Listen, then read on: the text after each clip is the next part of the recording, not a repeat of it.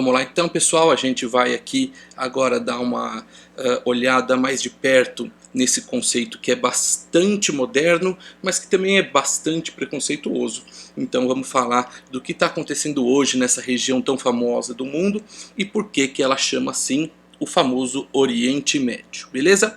Então, para a gente entender primeiro o porquê de Oriente Médio, a gente precisa entender que é o nome de uma região que inclui aí uma vasta gama de culturas, de línguas, de etnias diferentes. Então, o próprio nome da região que a gente utiliza hoje, Oriente Médio, é um termo preconceituoso, é um termo eurocêntrico. Não é? Porque se eu estou falando de médio e de localização, porque é em relação ao Oriente, né, indo para o leste, eu tenho que determinar a origem de onde eu estou saindo, e a origem é a Europa. Portanto, é um conceito eurocêntrico. A região Oriente Médio é uma região que pode ter aí majoritariamente uma religião definida, mas existem diversas vertentes dentro dessa religião, diversas línguas, diversas culturas diferentes, então o termo por si só já é preconceituoso. Mas vamos entender então o que seria essa região para a gente poder utilizar o termo com um pouco mais de consciência, não é? A gente não tem muito bem uma definição do que seria exatamente o Oriente Médio, já que tem tantas culturas diferentes lá dentro, né? Às vezes ela fica só na parte da Ásia, e às vezes a gente inclui alguns territórios da África, como por exemplo o Egito, não é?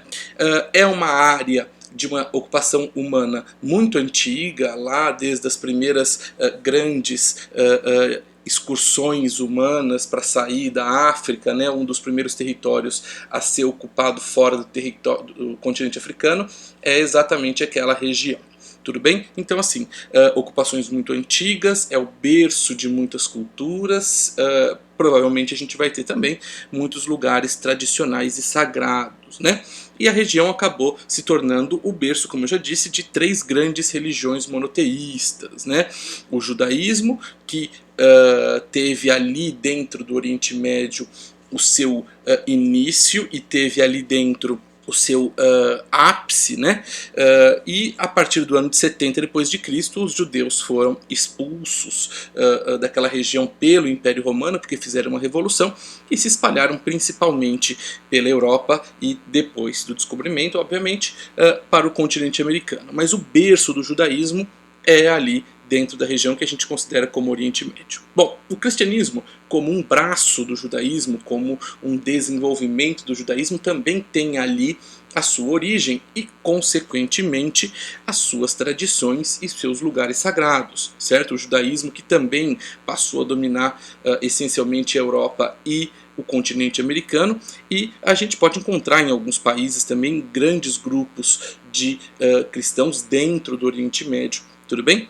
E por fim a gente vai falar da última grande religião monoteísta que a gente está tratando aqui, que é o islamismo, que também surge ali no Oriente Médio, na Península Arábica, e que vai dominar a partir do século VII, século VIII, toda essa região, e vai ser a maioria, não é, a dominar não só parte do Oriente Médio, como outros territórios asiáticos e boa parte do território do norte da África. E vamos ter também um número muito grande de islâmicos atualmente na Europa e também no continente americano. Mas, assim, esmagadoramente falando, a gente está falando de islamismo no Oriente Médio e em territórios do norte da África e da Ásia. Como eu já disse, essa região vai ser uma região de extrema importância e de disputas intensas por conta da grande diversidade étnica, religiosa, cultural, e por conta desses lugares sagrados, não é? O que a gente precisa prestar atenção é o seguinte: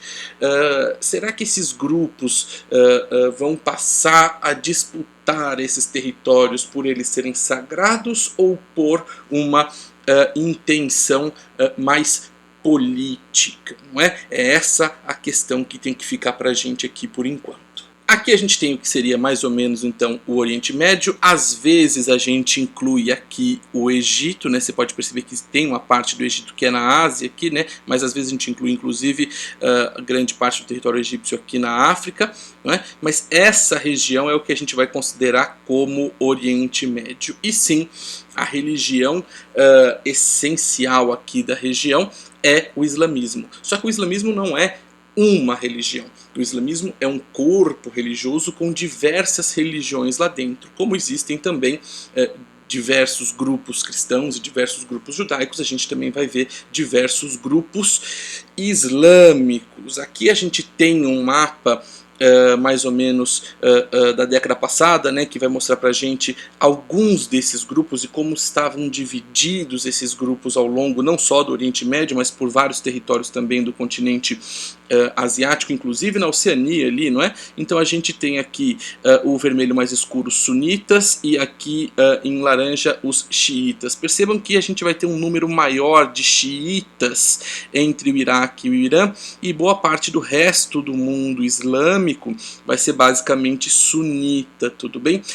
Esses grupos são grupos inimigos porque entendem a religião de formas diferentes. Os xiitas são mais fundamentalistas, ao passo que só aceitam o Alcorão e os descendentes de Maomé como governantes, não é? Enquanto os sunitas são mais flexíveis nesses aspectos e aceitam, além do Alcorão, as sunas, né, que são relatos da vida do Maomé, não só o que ele acabou recitando, não é? E entendem que outras pessoas também podem administrar esses territórios sem ter ligação direta com o profeta. A questão toda é que tanto os sunitas quanto os xiitas são extremamente radicais quando se fala de terrorismo. Aqui a gente tem, só a título de curiosidade mesmo, a gente tem aqui as ramificações, né, do Islã, né, só para a gente entender exatamente aquilo que a gente já falou, né, não é um corpo unido, é um grande pensamento que tem várias facetas, vários ângulos, vários grupos lá dentro, inclusive grupos que podem ser grupos inimigos, né, como são xiitas e sunitas. Tudo bem?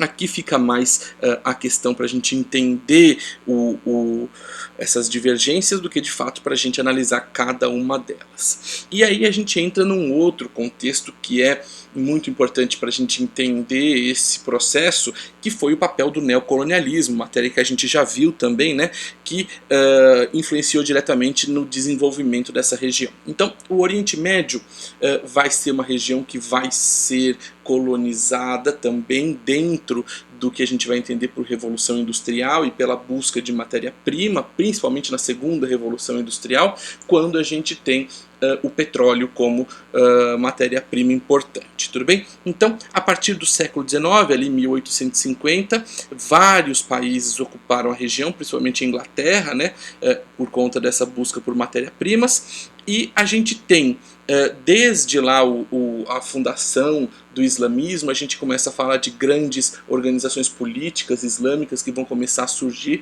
e o Império Turco Otomano é um desses impérios muçulmanos que vão passar a dominar territórios, inclusive dentro da Europa. O Império Turco Otomano deu origem ao país Turquia, né, após a sua desintegração aí depois da Primeira Guerra Mundial, mas ocupou territórios como Grécia, ali como a Península Balcânica, que vai ser inclusive o palco do início da Primeira Guerra Mundial.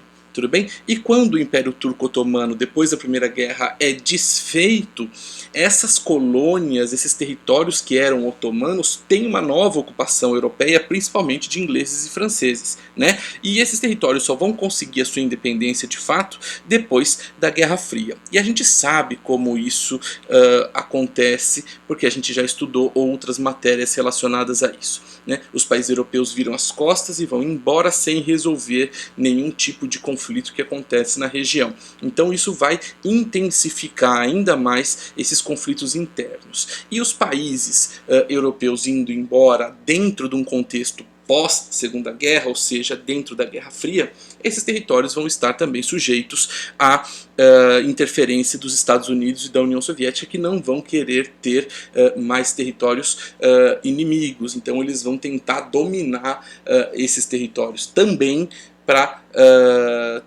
terem eles como aliados dentro da Guerra Fria. O que vai fazer com que tanto Estados Unidos quanto a União Soviética passem a financiar grupos armados para tirar o seu inimigo do poder. Então, se o governo instaurado for de apoio dos Estados Unidos, a União Soviética vai financiar os grupos rebeldes para tirar aquele governo aliado aos Estados Unidos, ou vice-versa. O que vai acontecer, na verdade, é que tanto a União Soviética quanto Estados Unidos vão financiar grupos armados, grupos paramilitares, não é? E em algum momento esses grupos vão se voltar contra Estados Unidos e contra a União Soviética, certo? Então, boa parte dos grupos terroristas que, por exemplo, atacam os Estados Unidos hoje, em algum momento foi financiado pelos Estados Unidos. Esse é um conceito muito importante da gente ver, beleza? Mas eu queria falar especificamente do que seria o terrorismo, porque assim, a vida no Oriente Médio é muito estereotipada como se lá só houvesse terrorista. A vida no Oriente Médio é uma vida muito comum, na verdade, não é? Que tem grupos terroristas, mas a gente também tem grupos terroristas fora do Oriente Médio, grupos terroristas que cometem atos nos Estados Unidos, na Europa, na América Latina, não é? Então, vamos ver o que é, de fato, então, um grupo terrorista. Dentro do que o dicionário, o Michelis, traz aqui pra gente, eu foquei mais na terceira e na quarta definição, porque vão ser definições que têm mais a ver com o que a gente está falando, né? São grupos que agem com violência contra uma comunidade com o objetivo de uma transformação radical de uma ordem já estabelecida, ou para manter essa ordem, né, ou para trocar essa ordem, né? E isso tudo vem também junto com a definição número 4 ali, com atitudes de intolerância e de violência contra grupos, contra indivíduos que não partilham das suas convicções políticas, artísticas, religiosas e etc. Eu vou ficar mais com o termo político, justificando, maquiando essa política com uma forma religiosa, às vezes artística, mas basicamente religiosa também. Tudo bem? Então eu trouxe aqui pra gente os principais grupos terroristas que a gente ouve falar. Bom, a gente tem a Al-Qaeda, tudo bem? E a Al-Qaeda foi um grupo que ficou extremamente famoso recentemente, historicamente falando, obviamente, né, porque foi o grupo que acabou por destruir o World Trade Center em 11 de setembro de 2001, né?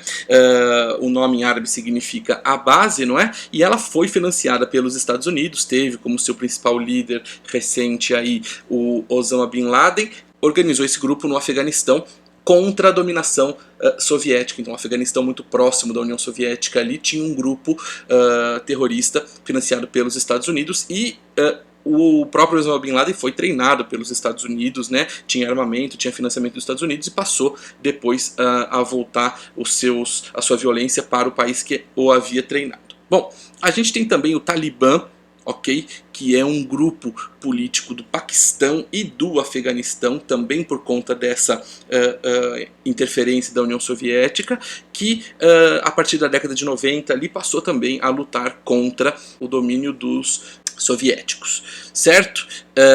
Também hoje voltam o seu ódio, voltam o seu fundamentalismo contra a cultura ocidental e contra o que os Estados Unidos e o capitalismo representam, né? Eles querem colocar a Sharia, né, aquela lei islâmica, como sendo a mais correta do que qualquer uma outra lei nos territórios onde eles atuam. Bom, o Hezbollah, que é um partido que aparece constantemente também no noticiário quando se fala de terrorismo, não é? É uma organização também, ela não é de um país só, né? A gente coloca aí que ela está no Irã, no Líbano, mas ela é uma instituição que além de uma fronteira nacional, e ela foi criada quando o Ayatollah Khomeini fez a revolução no Irã, depois que o seu antecessor, né, o Shah, o Reza Pahlavi,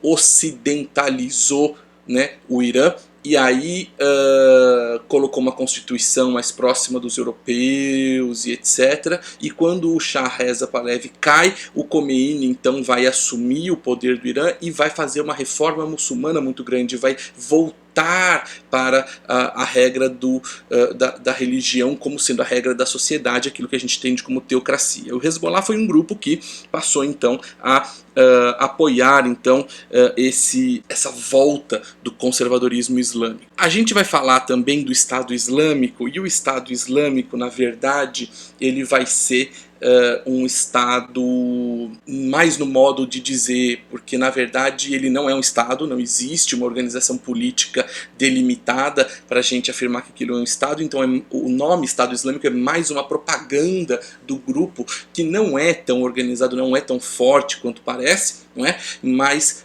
que conseguiu fazer aí essa propaganda, conseguiu chamar a atenção. Então a gente vai ter ali o ISIS, né, como se fala em inglês, né, ou o Estado Islâmico do Iraque e da Síria, né, em português, e a gente vai utilizar o termo jihadista aqui, né, o termo terrorista, como sendo característico das suas posturas, né. O Estado Islâmico passou a sequestrar muitos jornalistas, passou a cometer atos também baseados aí na divulgação pela internet, então acabou ganhando recentemente um impacto muito grande aí na mídia, né? E o Estado Islâmico é um braço que era da Al-Qaeda e acabou se tornando independente, acabou se tornando livre da Al-Qaeda e formou um grupo à parte, não é? Mas tem o mesmo modo de operar que a Al-Qaeda aí, tudo bem? Bom, a gente vai entrar aqui num outro grupo que é o Hamas, e o Hamas é um grupo que vai gerar alguma polêmica aqui porque muitas pessoas não consideram ele como um grupo terrorista, mas ele tem um braço armado que é responsável por ataques violentos, né? O Al-Qassam, né, que é esse braço mais violento, e o Hamas na verdade hoje é mais um grupo político, né? Ele toma conta de territórios como a faixa de Gaza, por exemplo, então é um grupo político, é um grupo que toma conta, tenta administrar algumas regiões ali da Palestina e é completamente contra a criação ou o reconhecimento do Estado de Israel. Tudo bem? Bom, esses são os grandes do Oriente Médio. Eu coloquei aqui também o Boko Haram, que é um grupo que aparece bastante quando se fala de terrorismo, mas ele não é no Oriente Médio, ele já é na África, mas ele segue também, como eu disse, a mesma metodologia de muitos grupos terroristas, né? Aquilo que a gente pode chamar de jihadismo, considerando o conceito atual da palavra, né, e não o conceito histórico lá de trás. Bom, o Boko Haram é um grupo nigeriano que passou a ameaçar muito as instituições democráticas da Nigéria, passou a sequestrar meninas que iam para a escola, passou a maltratar muito a sociedade, também por conta daquela questão da educação islâmica, né, e da introdução da Sharia como a lei única do território. Tudo bem? Só para a gente não ficar no mais do mesmo, eu gostaria de falar de outros grupos terroristas não islâmicos, outros grupos terroristas que não têm a ver com o Oriente Médio, como por exemplo o ETA, um grupo político que quer a independência do País Basco. O País Basco é um território dentro da Espanha e o ETA passou a promover ataques violentos para chamar atenção para sua causa e se tornar independente, o que ainda não aconteceu, mas o movimento surgiu então como um movimento terrorista político para chamar a atenção. Então sim, nós temos terrorismo ocidental, nós temos terrorismo europeu, né? Outro grupo europeu que também ficou famoso, esse que usava também aí de uma justificativa religiosa, é o IRA, né? O exército republicano irlandês que queria se tornar livre do Reino Unido, né?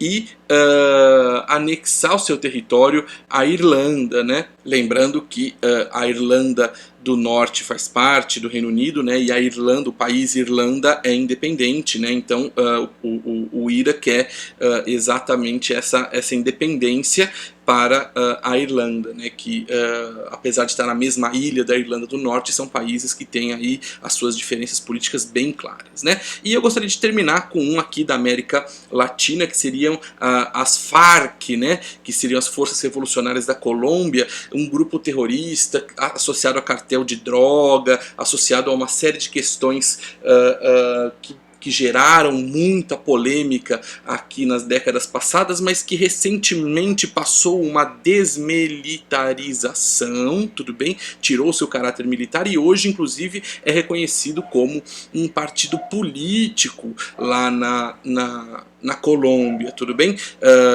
Ainda existe uma polêmica muito grande sobre se ainda é um grupo terrorista ou não, se eles realmente largaram de ser um grupo armado ou não, mas de fato eles fazem parte da política colombiana a partir de 2017. Bom, eu acredito que com todos esses conceitos que a gente passou aqui, não é? Com todos esses grupos, inclusive, eu acho que a aula ficou bem completa e ficou bem, como eu posso dizer, extensa, inclusive, né, na parte do conteúdo. Então eu vou encerrar por aqui e a gente acaba a matéria de Oriente Médio. Beijo para vocês!